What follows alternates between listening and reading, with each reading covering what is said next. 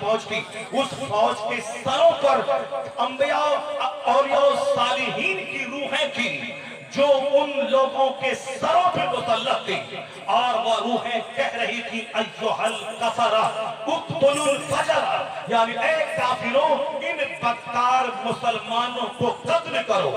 وہ روحیں تھی، وہ بزرگ اپنے گھوڑے کو لیا، استبل میں باندھا اور تہخانے میں مسلح بچھا کے موت کا انتظار کرنے لگے، کیوں سمجھ گئے یہ خدائی عذاب ہے۔ ان کافروں کی گردنوں پہ صالحین کی روحیں ہیں، شہداء کی روحیں ہیں، اور وہ روحیں کہہ رہی ہیں کہ اے کافروں ان بدکار مسلمانوں کو ذبح کرو۔ اب انہوں نے سمجھ لیا یہ اللہ کا عذاب، اس سے لڑنا مشکل ہے، اللہ ان شریف مسلمانوں کو جب تک کافر کردار تک نہیں پہنچا دے گا یہ فوج بغداد میں مسلط رہے گی۔ بدعملی کی سزا ملی، مسلمان ذبح کر دیے گئے، اور آج جس حال میں تم جی رہے ہو، جلسے کا احترام ختم، مسجد کا احترام ختم، 1000 کی آبادی میں 99 لوگ گھر میں سوئے ہیں، ایک بوڑھا جس کا کوئی کام نہیں ہے وہ مسجد میں جا کے بیٹھا ہوا ہے۔ اس حال میں یہ بتا دے اگر آسمان سے آگ اتر جائے اس کا ذمہ دار کون ہوگا؟ اگر آسمان سے پتھر برس جائے اس کا ذمہ دار کون ہوگا؟ اگر زلزلے میں گاؤں والے کی باشیں سڑ جائیں اس کا ذمہ دار کیا ہوگا؟ ان کافروں کے ناچنے کودنے سے کیا ہوتا ہے؟ اللہ 1 منٹ کا زلزلہ بھیج کر کئی کروڑ کو زمین میں دفن کر دیتا ہے۔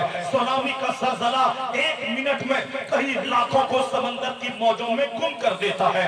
اللہ رب العزت تو آزادی دیتا ہے، جتنا ناچنا ہے ناچو، جتنا کودنا ہے کودو، مجھ سے بچ کے کہاں جاؤ گے؟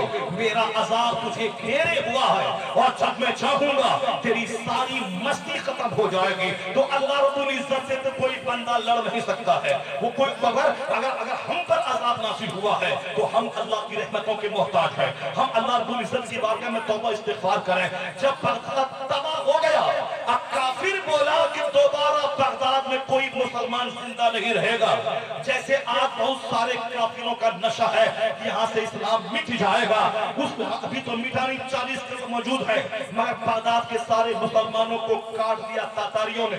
اس کے بعد وہ تاتاری کافر کا ایک نوجوان بولا اب اسلام مٹ گیا، اب بغداد تباہ ہو گیا، اب یہ لوگ جو شاسک اور حاکم تھے وہ سب کے سب مر گئے، ان کے بچوں کی لاشیں سڑ گئی، مدرسہ مسجد خان کا سب مسمار کر دیا گیا۔ اب دوبارہ قیامت تک کوئی کلمہ پڑھنے والا بغداد میں نظر نہیں آئے گا۔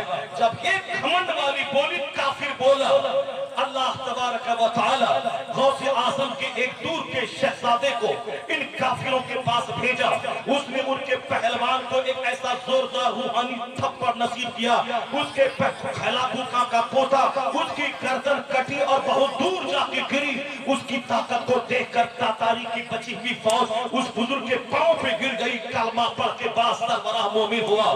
جب وہ مومن ہوا تو پھر کیا ہوا؟ پہلے بدکار مسلمان کو سزا ملی، اس کے بعد جب کافر بولا اب اسلام نہیں پنپے گا بغداد میں، تو انہی کافروں کو اللہ کلمہ پڑھا کے پھر دوبارہ بغداد کو آباد کیا، پہلے سے زیادہ بارونق شہر بن گیا۔ اس لیے ایک ہندوستان کے مسلمان، یہ تمہاری بدعملی کی سزا ہے کہ تجھ کو چڑھایا جا رہا ہے، تجھ کو دبایا جا رہا ہے، تیرے سامنے یہ پاخانہ کو پاک سمجھنے والے ناچ گا کے تجھ کو چڑھا رہے ہیں، یہ تیری بدعملی کی سزا ہے، یہ تمہارے بال بچوں کو دنیا دار بنانے کی سزا ہے، یہ مسجدوں کو اجاڑنے کی سزا ہے، یہ مدرسوں کو برباد کرنے کی سزا ہے، یہ آپس میں اختلاف، خانہ جنگی اور دشمنی کی سزا ہے۔ ناچنے گانے کا شوق تجھے برباد کر رہا ہے، اور یہ کافر تجھے مٹانے کا پلان بنا رہے ہیں، اور یہ تم مت سمجھنا کہ اسلام مٹ جائے گا میرے مٹ جانے سے، ایسا نہیں ہوگا۔ اللہ تجھے سزا دے گا، اور جب تو توبہ نہیں کرے گا اتنی سزا دے گا کہ بغداد کی تاریخ دہرائی جائے گی، تیری لاشیں اٹھیں گی، تیرے بچے کٹیں گے، تیرا گاؤں خون میں لہو لہان ہو جائے گا۔ اگر اس کے بعد یہ کافر بولا کہ ہم نے اسلام مٹا دیا، اب اسلام مکت میرا دیش ہو گیا، پھر اللہ کی رحمت غالب آئے گی، اسی کافروں کو کلمہ پڑھایا جائے گا، پھر وہی اسلام کا جھنڈا لے گا، جو آج توڑا ہے وہی مسجد کو آباد کرے گا، پھر ہر طرف اسلام ہی اسلام رہے گا، کوئی کل باقی رہے گا، نہ چمن رہ جائے گا، پر رسول اللہ کا دین حسن رہ جائے گا۔ نعرہ تکبیر، نعرہ رسالت، معراج مصطفیٰ کو یہ कोई हवाई फायरिंग नहीं मैं कर रहा हूँ। 1400 साल की पूरी तारीख हमारी ही बोल रही है। नमरूद ने जनाब इब्राहिम को आग में डाल के सोचा था कि अब मैं अपना मकसद पूरा कर लिया, मगर क्या हुआ, नमरूद मिट गया। मामूली मच्छर से तड़पा के अल्लाह ने मार दिया।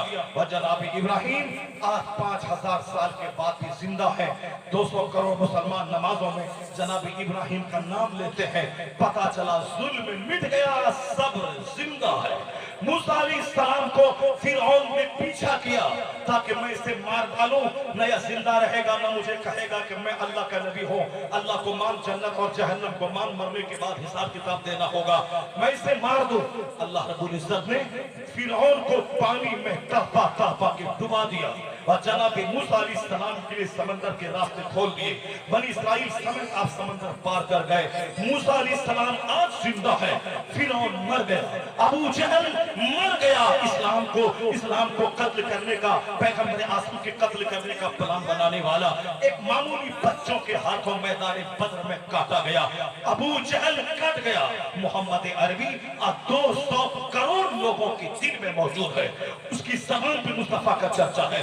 यजीद जुल्म करने पे आया, हुकूमत और सत्ता की बुनियाद पर हुसैन आजम उनके बाल बच्चों समेत उसे काट दिया और समझा कि मैंने अहले बैत को खत्म कर दिया। मगर हुआ क्या, आज यजीद की कब्र का पता नहीं है, मगर हुसैन 200 करोड़ मुसलमानों की ज़बान पे लफ्ज़े इमाम से याद किए जा रहे हैं। सब्र जिंदा है, जुल्म मर गया। तो ये सारी कहानियां बताती हैं कि आज का जुल्म, आज का अत्याचार ये भी खत्म हो जाएगा। मुसलमानों का सब्र गालिब आएगा, काफिरों का जुल्म उसे बयामीन कर देगा। इन तंसुरुल्लाह यंसुरकुम, अगर तुम अल्लाह के दीन की मदद करोगे, अल्लाह तुम्हारी मदद